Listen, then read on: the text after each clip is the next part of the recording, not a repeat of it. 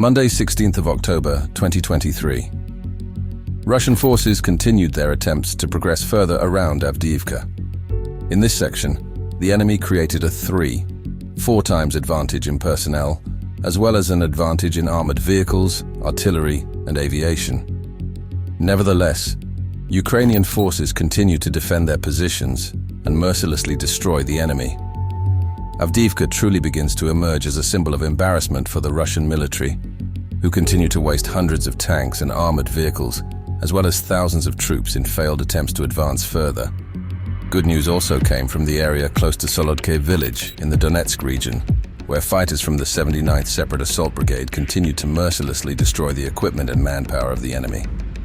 In the video, you can see how a Russian convoy is getting blown up with the help of artillery and FPV drones. Far from the front lines, the White House has stated that the war in Israel will not impact the Ukrainian military support. This is a clear and important message that the free and democratic world will continue to stand united. Joe Biden has further requested an additional $100 billion in funding, out of which $60 billion is supposed to go towards Ukraine, with the other $40 going to Israel. Tuesday, 17th of October, 2023. The day was marked by an official arrival of ATACMS missiles to Ukraine. American officials kept secret the decision to send them and the actual deployment to the battlefield to preserve the element of surprise. ATACMS long-range missiles will allow Ukrainian forces to conduct strikes on Russian airfields that can more widely destroy Russian aircraft and other assets. The arrival of ATACMS long-range missiles also poses a significant threat to Russian ammunition depots in rear areas and will likely force the Russian command to choose between fortifying existing depots or further dispersing depots throughout occupied Ukraine. In addition, it is reported that Ukraine has received 31 ATACMS-1A1 Abrams tanks from the US. All Ukrainians who trained on tanks with American troops in Germany also returned to Ukraine with ammunition and spare parts for tanks. Wednesday, 18th of October, 2023. After the failure of the assault on Avdiivka, Russian troops entrenched themselves in several captured positions. Under the blows of the Ukrainian troops, the Russian command was forced to curtail the assault. Because they could not withstand the high rate of losses, the infantry in the assault battalions and the armored support vehicles were actually knocked out. They began preparing for Ukrainian counterattacks and concentrating reserves to create an advantage in the direction of Stepov, with the aim of cutting the main highway to the city, and in the south in the direction of Vodyane to create a threat of covering Avdiivka. In another section, a group attack by drones hit the military facilities of the Russians, located near the Kalino airfield in the Kursk region. According to the defense forces of Ukraine, up to 3,000 Russian soldiers and about 80 units of military equipment of the Russian Federation were stationed there. The operation is a huge success that yet again proves the vulnerability of Russian defense systems. Thursday, 19th of October, 2023.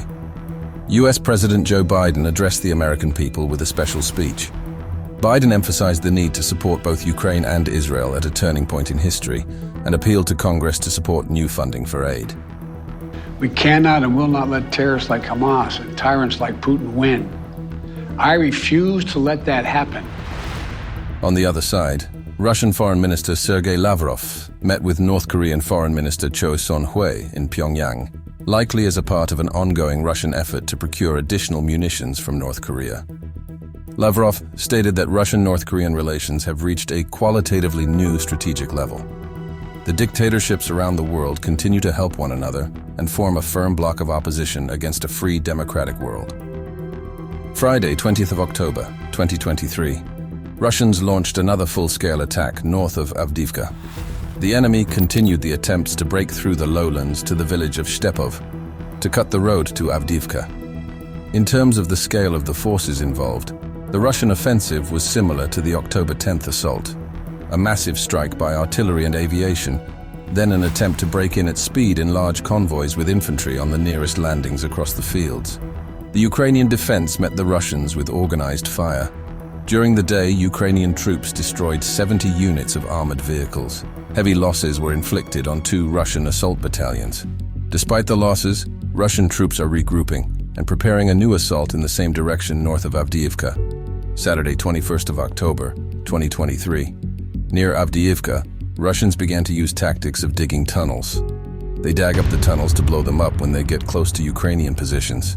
They use tunnels as a camouflage to emerge unexpectedly closer to Ukrainian positions.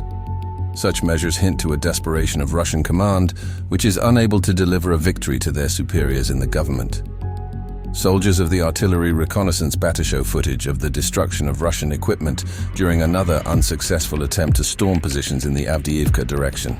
In conclusion, during this week, Ukrainian forces have eliminated 4,220 personnel, 98 tanks, 227 APCs, 107 artillery systems, 8 MLRS, 50 UAVs of operational tactical level, and 1 anti-aircraft system.